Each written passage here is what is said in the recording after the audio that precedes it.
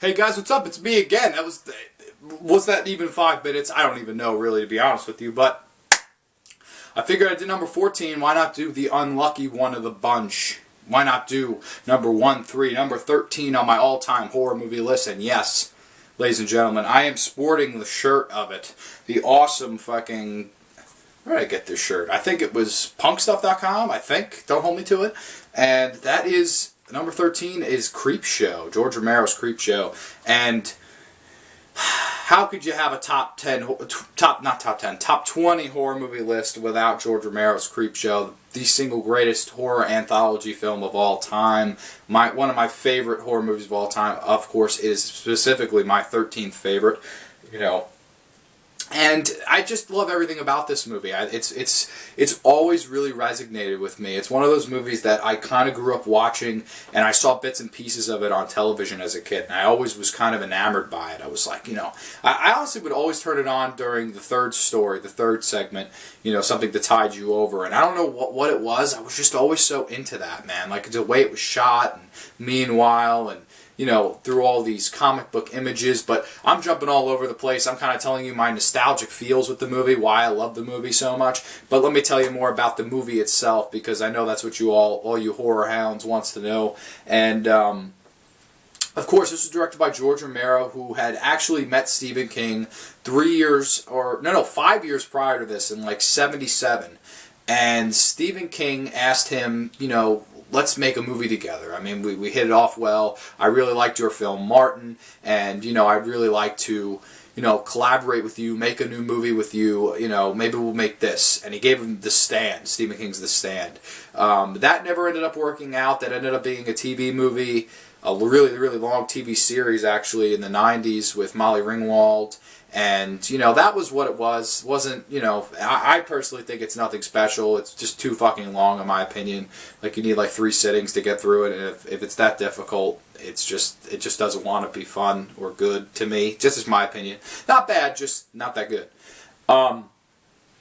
Yeah, so Creepshow, man, I just love it. So Romero and Stephen King were, they meet 5 years later, and they're like, what should we do? We should make, Romero wanted to make like a comic book film shot each different way. He wanted one to be in 3D, one to be in black and white, one to be in color, one to be in Technicolor. Like, he wanted each and every, kind of filmmaking style to be, one should be silent. Like, he wanted everything to be kind of different. And Stephen King said, no, man, we grew up on EC Comics from the 50s, man. That wild, giant killer bugs and, all this wacky stuff, dead coming back to life and attacking the living. No zombie pun there. And, Romero was like, when I think about it that way, absolutely, let's try it, man. Let's just have fun with this. And they came up with 5 jolting tales of horror. And, I really like most of them. In order, I'll just give like kind of mini reviews on each one. Well, first of all, there's a wraparound story with Tom Atkins and Stephen King's son, who's actually on my shirt. I don't know how far of my body you can see, but this is an awesome shirt, by the way. And also, they promoted their movies, Dawn of the Dead, which is going to be on this list. I'm sure you all know what number that is. Carrie and The Shining. So, how about that? 3 awesome fucking horror films promoted on this. I know there's actually a design where it's Salem's Lot and not The Shining, but I don't know why it's The Shining on the shirt. I would love to know actually the method to the madness behind that one.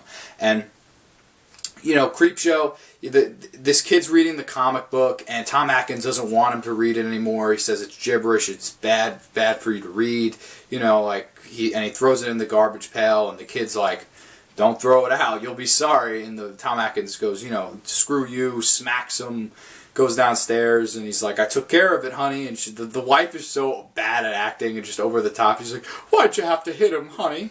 And, it's just so funny. I love that opening scene. It really sets a mood for the film, too. And then, of course, the kid kind of looks over to the window and sees the creep, and he turns from, almost like a puppet-like thing to animation. And it's just so amazing. And I remember when I saw that as a kid, man, it takes you to another place. It's almost like an out-of-body experience. It's like you're almost flying outside in the rain with this creeper thing. And, you're going through the pages of the comic books. And the first story is Father's Day.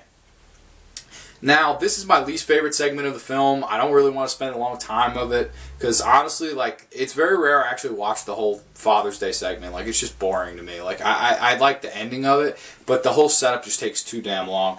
It's basically this woman, Medelia, and her, I guess it was her father. Yeah, it was her father, obviously.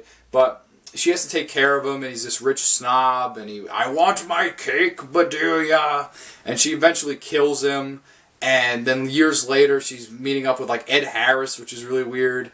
And, you know, she's meeting up with her whole family and stuff. And every year she visits the grave. And this year he just decides to pop up out of the grave and kill her. And then he continues to kill, like, a lot of the rest of the family because, I want my cake, Bedelia.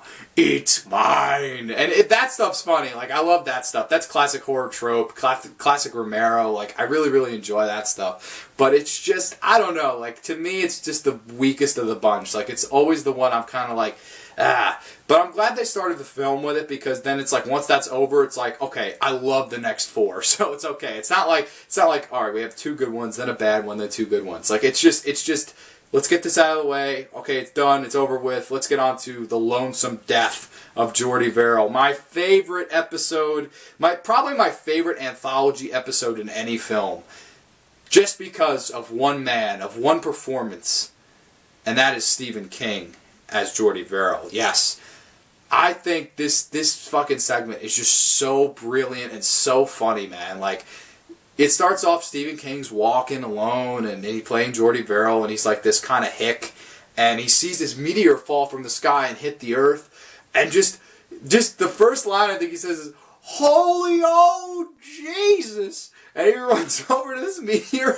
I remember I was fucking cracking up, man. Like, I couldn't stop laughing. Like, whenever I watch this, I just can't help but laugh. It's so funny. And he's, you know, touching the meteor shit. And his you know, he has like these little like things growing on his fingers, and he's putting it in his mouth, and he's itching himself, and he's pretty much getting himself infected with this disgusting meteor shit. And, you know, he has these fantasies of cashing it in, and he's like, you know, it's worth $200. And then, like, he breaks it, and then he he has the same one, but it's like, I wouldn't give you 2 cents. And it's just funny, like, this doctor guy is just so over the top, who also plays his dad later in the segment, the same doctor guy, which I always thought was really, really bizarre, and I never noticed until actually recently. And I don't know, like, Stephen King brings it into his house, and it's pretty much, he's growing into this weed monster for being infected by this meteor.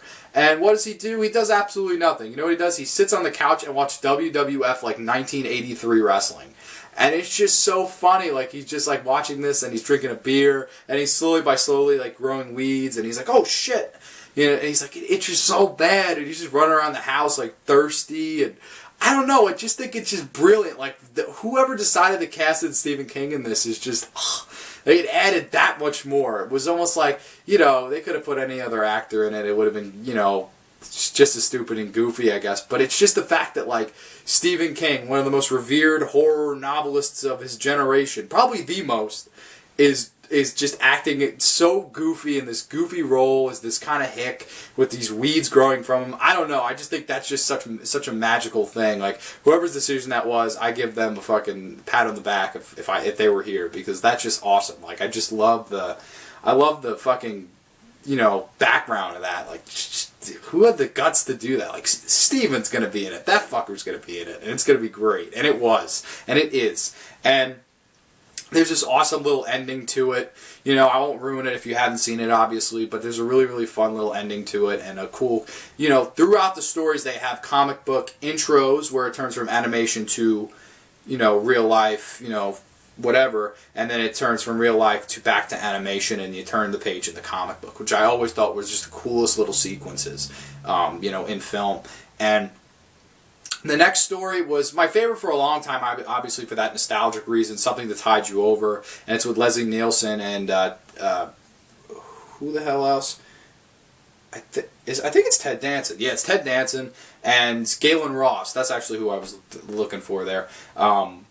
Galen Ross is actually in it, and she's not in it much. She's actually on it through TV and towards the end, but pretty much Ted Danson has been getting with Leslie Nielsen's wife, and Leslie Nielsen finds out about this, and he pretty much drives to the beach, and he says, I have her, you know, don't touch me. If you want to see her alive again, you'll just come with me and you'll listen to me.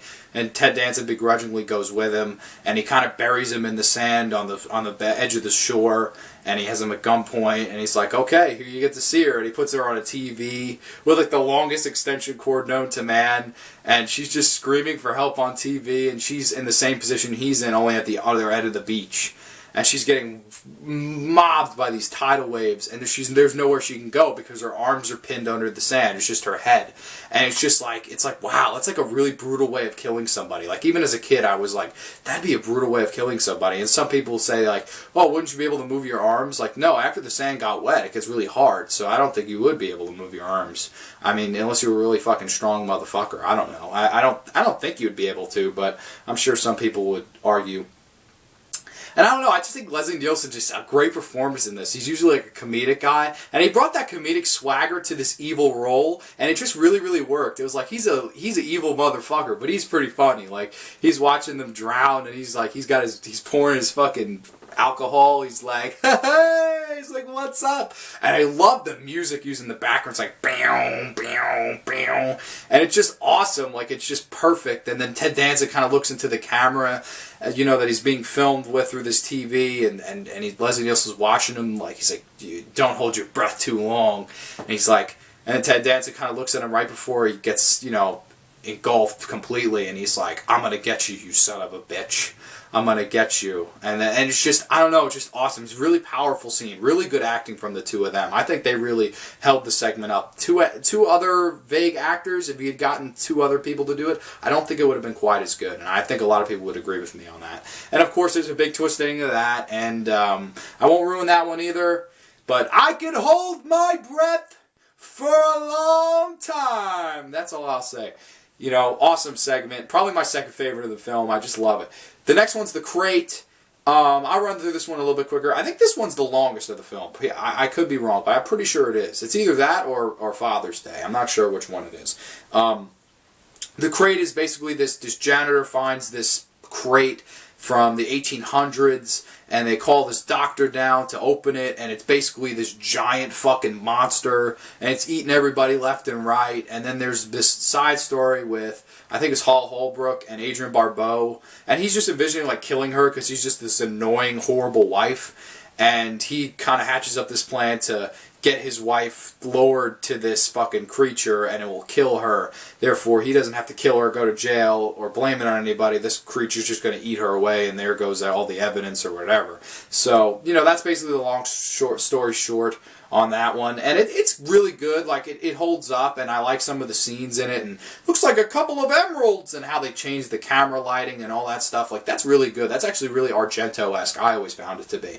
And you know, as much as I really, really like that one, it's actually probably my second, probably my fourth favorite of the film. Like it's a good one, but it's just a notch above Father's Day, and I think it's just a few notches below the other ones. For whatever reason, I think it just runs a little too long for a short story. To me, short stories, once they go over a certain time, it's just like, alright, you know, it's a short story. Get this fucking over with. You know, awesome story, though. I really do like it. I love Fluffy, which is the name of the creature, and that's a really good one. I actually really do like that one. And the last one with E.G. Marshall, They're Creeping Up on You. Awesome, awesome fucking segment. I always loved that they ended it with this one. It's not my favorite, but it's actually probably the most fun. Like, well, no, I guess Jordy Verrill. It's the second most fun. And it's basically E.G. Marshall plays this rich prick, and he's in his little, you know, extra clean apartment, and he gets infested with cockroaches. And I don't know, there's just this funny banter, like people he's fired and people that have killed themselves because of him. And he's like, who gave you my number? I'd like to fire him. And she's like, it was in my husband's address book. He just shot himself. He's like, well, I guess I can't fire him then. Like, it's just fucked, man. It's such black, dark humor, but I really, really dig it. And, you know, E.G. Marshall just knocked it out of the park with this movie. I really, really liked E.G. Marshall's performance. And these cockroaches, slowly by slowly. And what they do in this, what's better than for today, it's not CGI, it's practical. They're real fucking cockroaches. Really scary. Awesome, awesome fucking segment. I was really creeped out by it. And I also noticed that a lot of people don't like the last segment, which is weird, because I think Father's Day is easily the weakest one. And I think followed by The Crate. Those two are, you know, so-so. I like to create a lot more than Father's Day, but I don't know. And then, yeah, you get the wraparound story with Tom Atkins and Stephen King's son. And, I mean, that's Creepshow. Again, awesome score, awesome effects, really fun story. You could tell, you know what you could tell with this movie that you can't tell with most movies today? They were having fun. They didn't give a shit if I liked it, if the critics liked it, if the people who hated it hated it.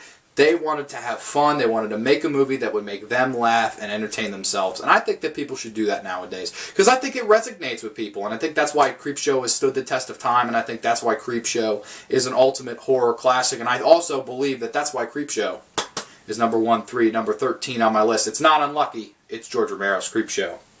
So, yeah, so that's 2 reviews in one day. I hope that's enough to, you know, kind of fill the void that that's been missing in your life, because I know it has been. But yeah, that's going to be all for now. I am John Grande, the Pajama Champ player, the best in the world. You've been chilling, guys. Peace.